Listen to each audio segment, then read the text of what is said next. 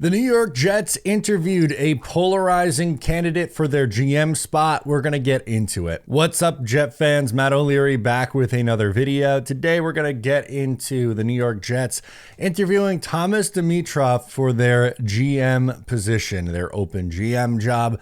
Now, I'm going to be completely honest with you. I don't think if the Jets were to hire Dimitroff, I'd be like, oh my God, this is some home run hire. Amazing job, Jets. But I also don't think he is a horrible candidate. I think there's some legitimate pros you could bring up and some also pretty legitimate concerns as well. So I just kind of wanted to talk through what that was with you guys. And then at the end, you guys can make your decision. So Dimitroff was a long-time GM in this league with the Atlanta Falcons from 2008 through 2020. They made the playoffs 6 times over his tenure. They made it to a Super Bowl in the 2016 season. That was unfortunately the 28-3 game. And the Falcons lost a conference championship game to the San Francisco 49ers back in 2012. But there were some relatively good years for the Atlanta Falcons during his watch. Again, a couple deep playoff runs, a couple 13-win seasons. They just were never able to get over the hump and win the Lombardi Trophy. They got close a couple of times, but ultimately ended up coming up short in that department. Now, let's start with the good. At least on the offensive side of the ball, Dimitroff was really good at finding talent. So they drafted Matt Ryan, 3rd overall in 2008. He was their longtime starting quarterback. In my opinion, one of the more underrated quarterbacks of the last era. In 2011, they traded up for Julio Jones. They gave up an absolute haul to go up and get there. But once they did, it worked out well for them as he is, I think, one day going to be a Hall of Fame wide receiver. Was an excellent partner for Matt Ryan. They got him a bona fide #1 wide receiver. And they also, another positive in the NFL draft, they found their long-term franchise left tackle in Jake Matthews. So hit on the quarterback, hit on a wide receiver 1, hit on the left tackle, also had a coaching staff in place that was able to bring in an elite offensive mind like Kyle Shanahan. Kyle Shanahan was the offensive coordinator during the Super Bowl run, really helped Matt Ryan along. And as we know, that head coach is Dan Quinn. Also, this is really more just an adjective, but if you want to toss it into the good department, which I tend to lean towards it being a good thing, he's aggressive. He wasn't afraid to go out and make bold moves, trading up for Julio Jones. He went out there and acquired Tony Gonzalez as well early in his tenure, and he was still good in Atlanta, really helped the young Matt Ryan along.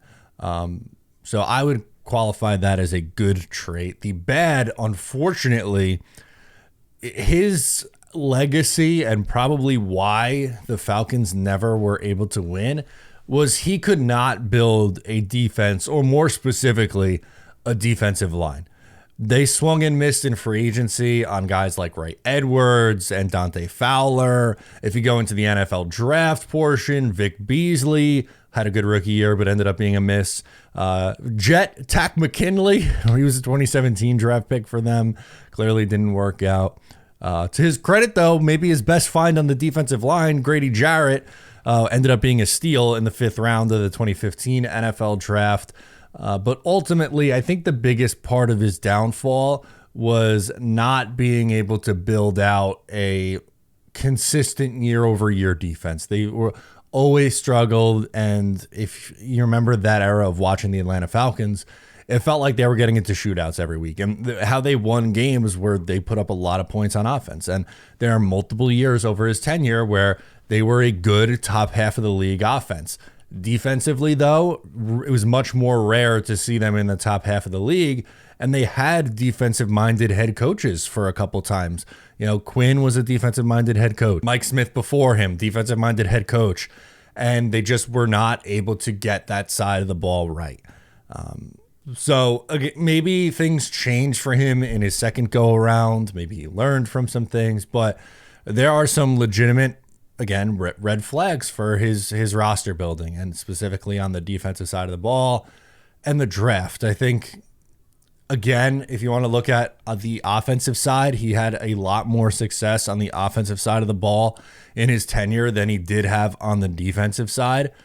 But you still got to be able to be somewhat consistent on the defensive side, right? Like, I get it. Jet fans want to have this more of a focus on the offense, and it is an offensive-driven sport. And I agree. Like, I want those things, but this defense also needs a lot of work too. So, again, is that enough to just go, you can't bring him in, forget that he left with a winning record, forget that they made the playoffs 6 times, forget the 13-win seasons? No, but it's part of the equation here. So in 13 years, ended up 113 and 95. There's a 4-12 record in there. There's 2 4-12 records in there, but if you bear with me, I'll read off what he did year by year, starting in 08. 11-5, 9-7, 13-3, 10-6, 13-3, 4-12, 6-10, 8-8, 11-5, 10-6, 7-9, 7-9, 4-12. The last 3 years, really after that second Super Bowl window closed, I guess rather, they went to the Super Bowl and lost in 2016. They lost in the divisional round in 2017, and then they took a little bit of a step back and then were never fully able to recover, and they move on.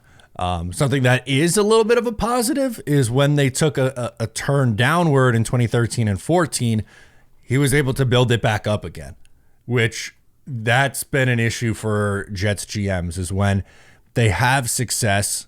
I'm thinking like Mike Tannenbaum, for instance, and then have a down year, they're not able to get out of it, where at least in this instance, he has shown that he could work his way through a retool or rebuild, which that would be something that intrigues me. Again, if they hire him, I don't think I'm like running around going like, yay, the Jets got this absolute steal of a GM.